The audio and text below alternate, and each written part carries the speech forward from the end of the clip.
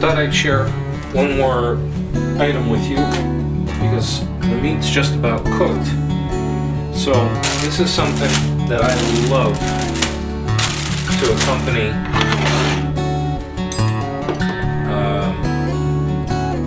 the steaks, and basically it's kale.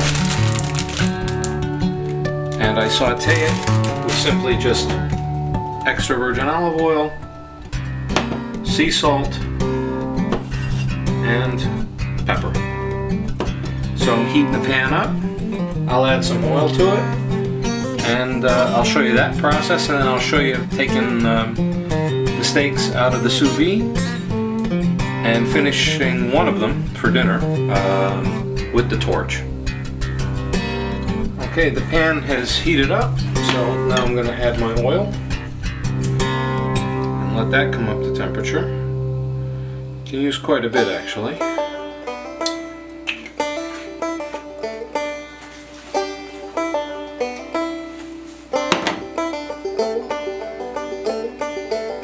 Temp up a little bit more.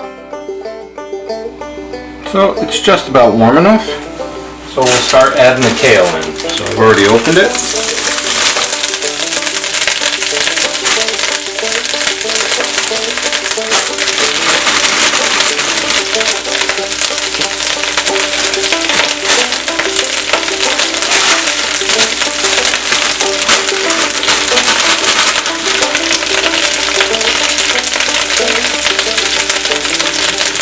Take out some of the big chunky bits that are in there that's not going to get tender.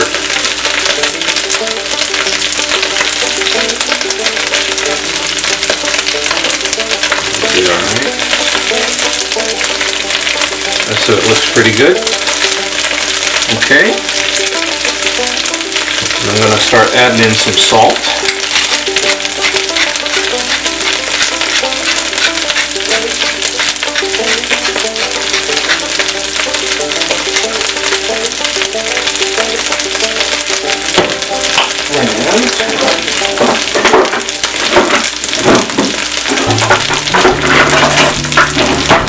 Just need to turn it a little bit. I just love the bright green we get out of it once it starts to cook in here.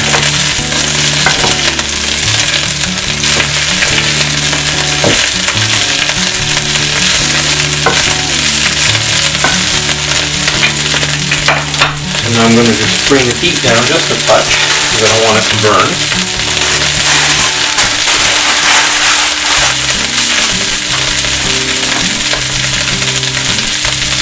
Give it a touch more salt.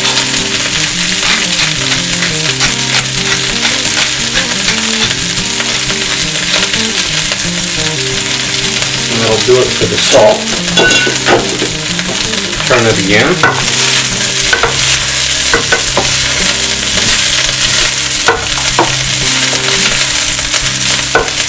Oh, the smell is fantastic.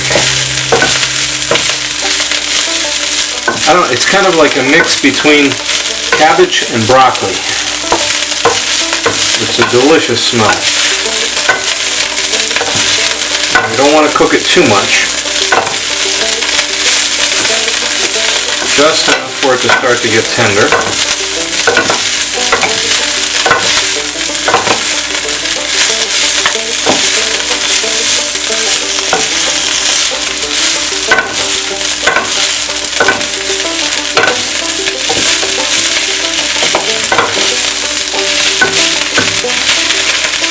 I'm going to bring the heat down now quite a bit.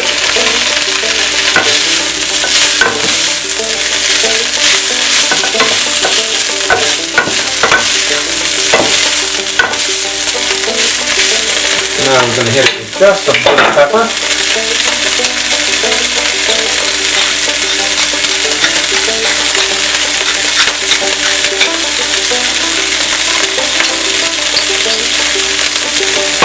Do it and stir it again one more time, and we are done.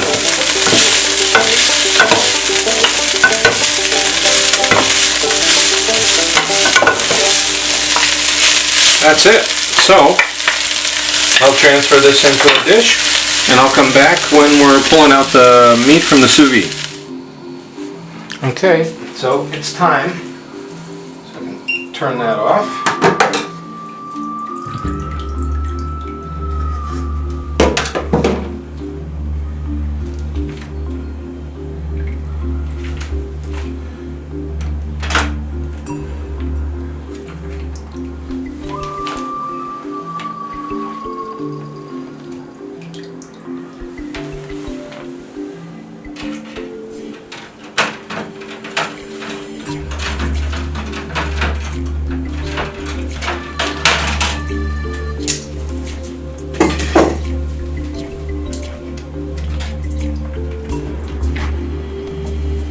There's our flank.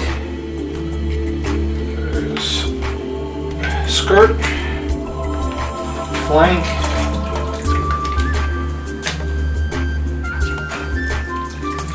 flank, and flank.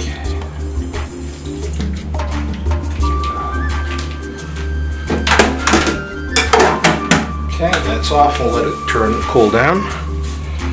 So this is what we've got.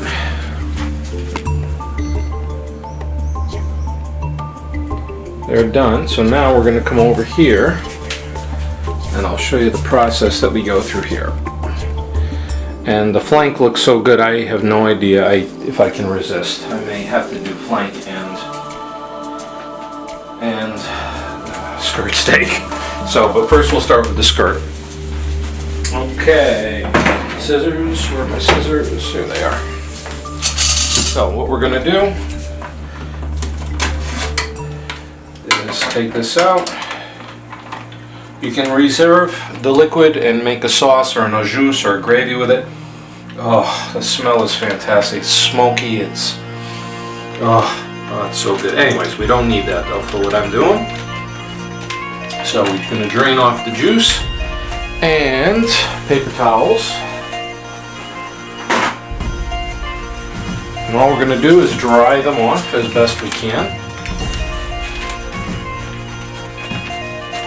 Onto the paper towels and just dry them. Just pat them dry. That's all we need to do. And they go into a pan. Into a frying pan for the finishing step, which is going to be right here. So let me get you set up so you can watch the process. And we'll zoom in a bit. There we go.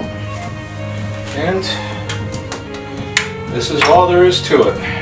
And this is, you see how fast this is, right? From the time it comes out to the time it'll be ready.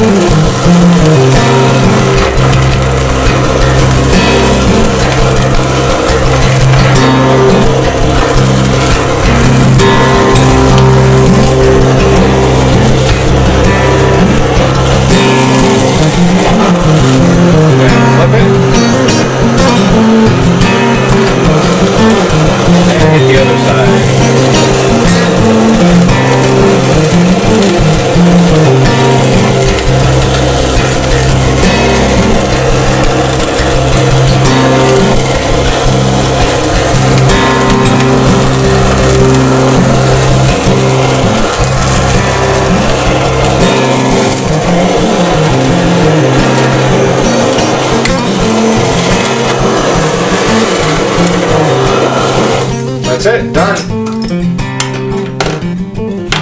I don't know if you can see that. I mean, that is just good stuff. Alright, so I'm gonna prep this and plate it, and I'll come back. One thing I forgot to mention. If you're not gonna eat everything that you just cooked in the sous vide with the meat, what you need to do is cool it down quickly. So usually I put it in some cold water in the sink for a little bit, and then it needs to go in the fridge. So just cold water, Just plop it in there, bring the temperature down as quickly as you can so you get it into the refrigerator. This will keep for about a week safely. You can freeze it, of course, and it'll keep for probably a year. It's fantastic, the whole process, because remember, cooking it at the temperatures we did, it is pasteurized. There's a whole, you can find if you're interested in pasteurization of meats, chickens, pork, fish, everything else, you can look it up online, no problem. There's plenty of resources for that. So that's it. That'll just soak in there for about 30 minutes, and then I'll put it in the fridge.